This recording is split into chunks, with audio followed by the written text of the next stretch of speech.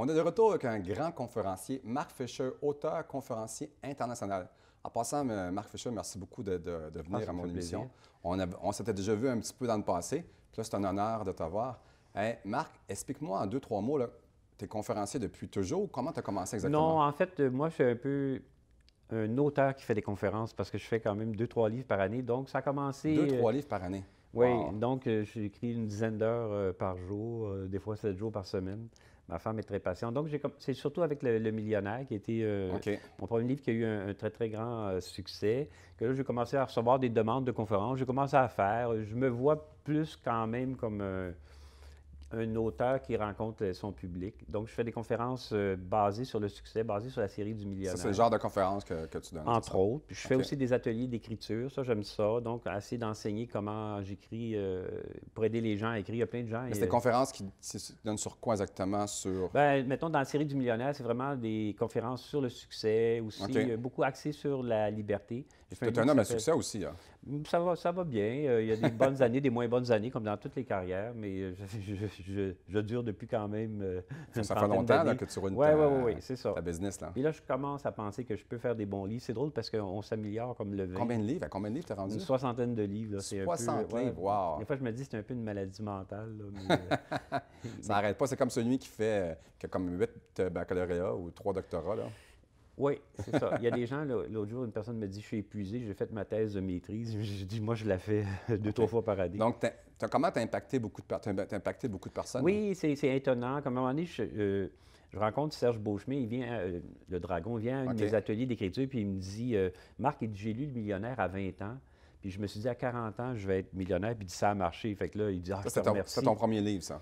Un de tes Pas mon premiers premier, livres? mais celui vraiment qui a été le Qui est- plus grand OK. succès. Fait que là, j'ai dit à Serge, pour me remercier, tu peux me donner une partie de ta fortune.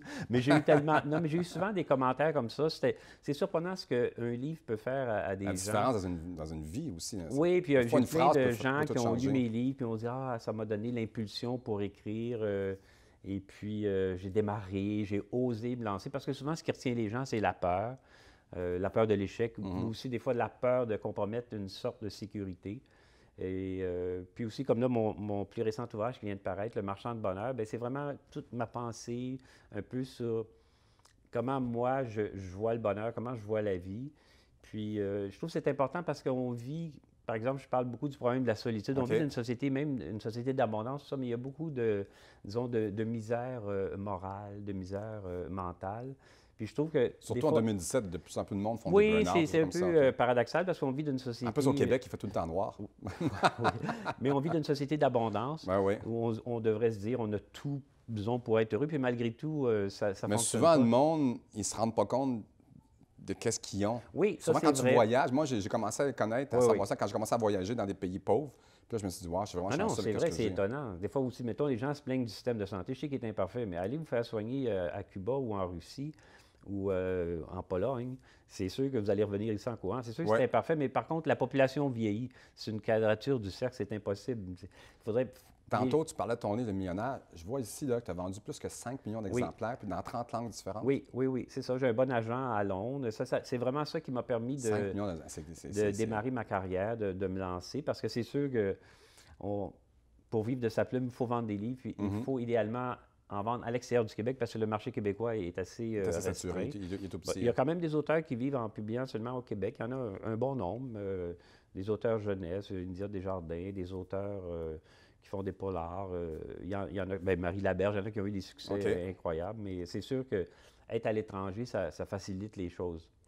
Là aussi, j'ai vu dernièrement, tu avais passé d'un évêque à M. Luc Poirier. Oui. C'est un autre de ses livres, ça aussi. Oui, toi, voir t'as- grand. ouais, Oui, OK. oui, c'est ça, c'est le fun. Ça m'est arrivé un peu accidentellement. La jeune de faire, millionnaire aussi. Oui, des collaborations, des gens qui m'ont approché. Puis, Danseuse et maman, je pense Oui. aussi. C'est Oui, ça. c'est L'autre ça. fois, je te suis, moi, tu vois.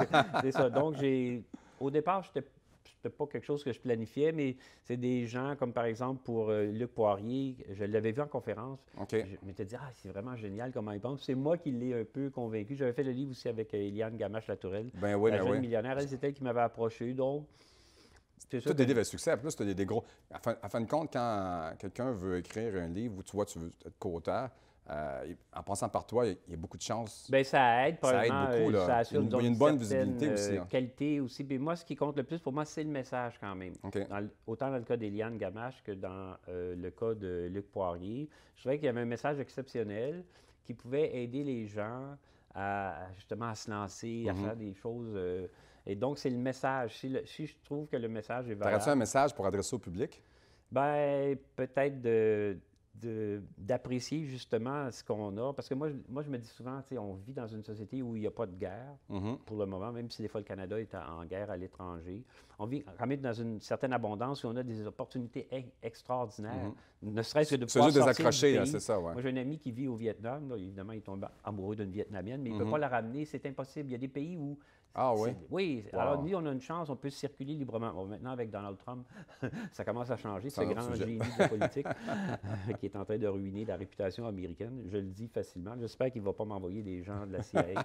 Mais je veux dire, normalement, ça va passer, cette personne-là, mais normalement, on vit quand même d'une société d'abondance où on a plein d'opportunités. Puis ce qui nous bloque souvent, c'est simplement la peur. La peur, exactement. La peur d'échouer, alors que moi, je dis souvent, amusez-vous, lancez-vous. Il faut s'amuser dans la vie. Oui, puis aussi, quand on se lance, il y a une magie de se lancer. On se lance, puis finalement, on se dit « Ah, c'était pas si difficile. » Moi, je connais plein de gens qui ont des succès énormes. Puis souvent, c'est pas tellement l'intelligence, l'éducation, c'est l'audace. Ils se sont lancés, puis ça marche. Puis là, les gens disent « Ah, mais comment c'est que ça marche? » Bien, parce que je l'ai essayé. Dis-moi, Marc, t'en passes vite. Où est-ce qu'on peut te retrouver? Bien, j'ai un site, marcfisher.biz. Okay. Aussi sur Facebook, évidemment. Puis je réponds assez rapidement, en 24 heures, 48 heures.